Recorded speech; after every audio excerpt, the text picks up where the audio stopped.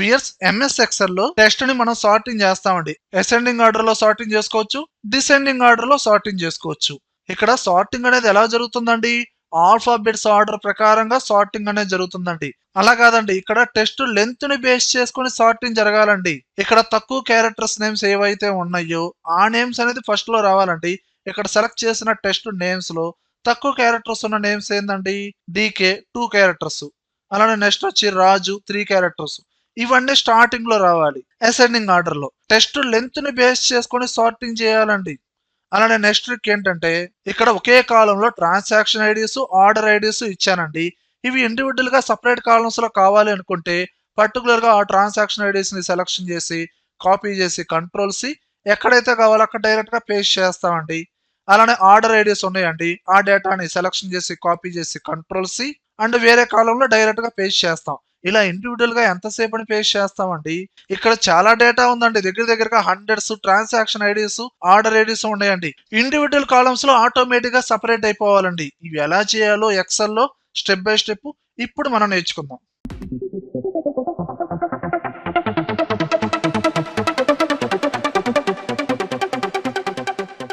చూడండి viewers, first of all ఇక్కడ ఉన్న టెస్ట్ ని లెంత్ ప్రకారంగా సార్టింగ్ చేయాలండి.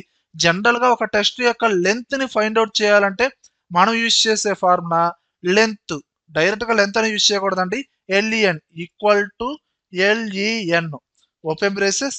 ఆ టెస్ట్ ఉన్న సెల్ ని రెఫరెన్స్ గా తీసుకోండి, క్లోజ్ చేయండి, ఎంటర్ ప్రెస్ చేయండి.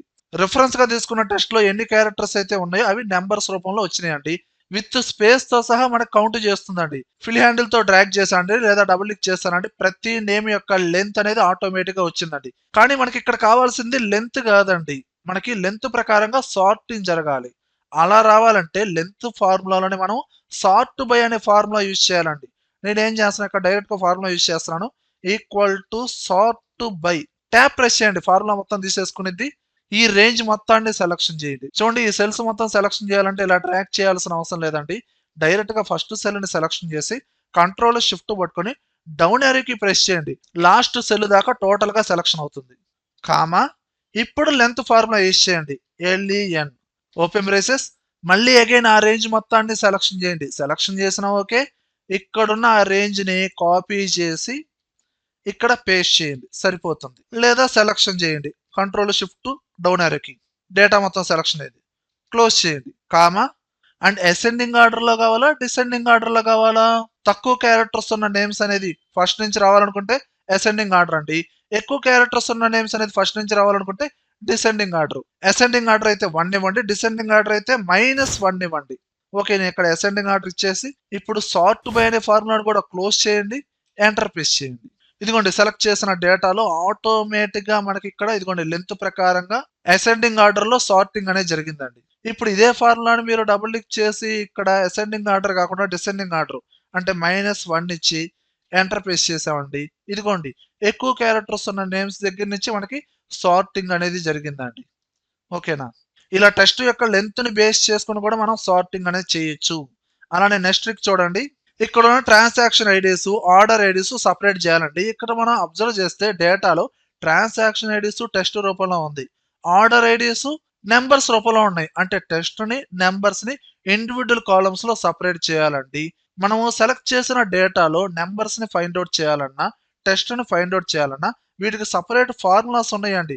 ఫర్ ఎగ్జాంపుల్ ట్రాన్సాక్షన్ ఐడీస్ అనేది మనకి టెస్ట్ రూపంలో ఉన్నాయి కాబట్టి మనం యూజ్ చేసే formula equal to is test. Formula selection అయింది, ట్యాప్ ప్రెస్ చేయండి, ఫార్ములా మొత్తం తీసుకునిద్ది. ఆ సెల్ ని రెఫరెన్స్ గా తీసుకోండి. సెలెక్ట్ చేసిన సెల్ టెస్ట్ గనక అయితే క్లోజ్ చేసి ఎంటర్ ప్రెస్ చేశాను, ట్రూ అవుతుంది. ఓకేనా? ఇప్పుడు ఫిల్ హ్యాండిల్ లో డబుల్ క్లిక్ చేశానండి, ప్రతి డేటా చెక్ చేసిందండి. కానీ ఇక్కడ నెంబర్స్ రూపంలో డేటా ఉంది కదండి, ఇక్కడ ఏం చూపించింది? ఫాల్స్ అని వచ్చింది. టెస్ట్ మాత్రమే ఉంటే ట్రూ వస్తుంది. ఓకే, అలానే నెంబర్ ని ఫైండ్ అవుట్ చేయాలండి. దానికి యూజ్ చేసే ఫార్ములా ఏంటండి? Equal to is number. Tap press చేశాను, ఫార్ములా మొత్తం తీసుకుంది. సెల్ ని రిఫరెన్స్ గా తీసుకున్నాను, క్లోజ్ చేశాను, ఎంటర్ ప్రెస్ చేశాను. సెలెక్ట్ చేసిన సెల్ టెస్ట్ ఉంది కాబట్టి ఇక్కడ ఫాల్స్ వచ్చింది.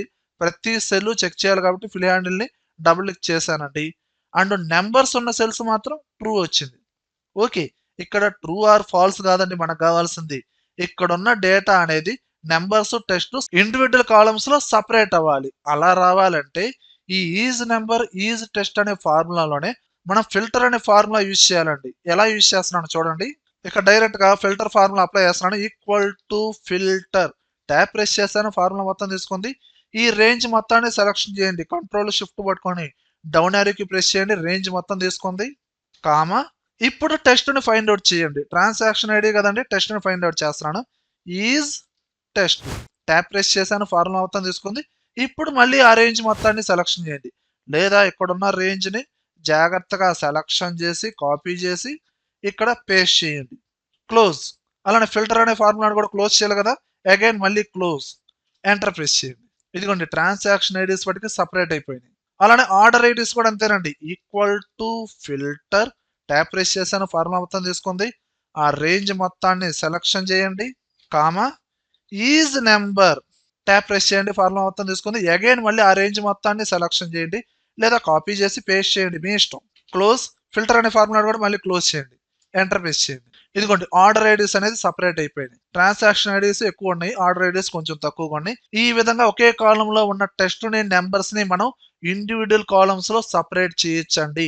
ఓకేనా పియర్స్? ఈ వీడియోలో కంటెంట్ ఉంటేనే లైక్ చేయండి. అలానే కంప్యూటర్స్ అడ్డా ఛానల్ ని సబ్స్క్రైబ్ చేసుకోబోతే సబ్స్క్రైబ్ చేయండి. పక్కనే ఉన్న బెల్ ఐకాన్ ని ప్రెస్ చేయండి. Thank you very much.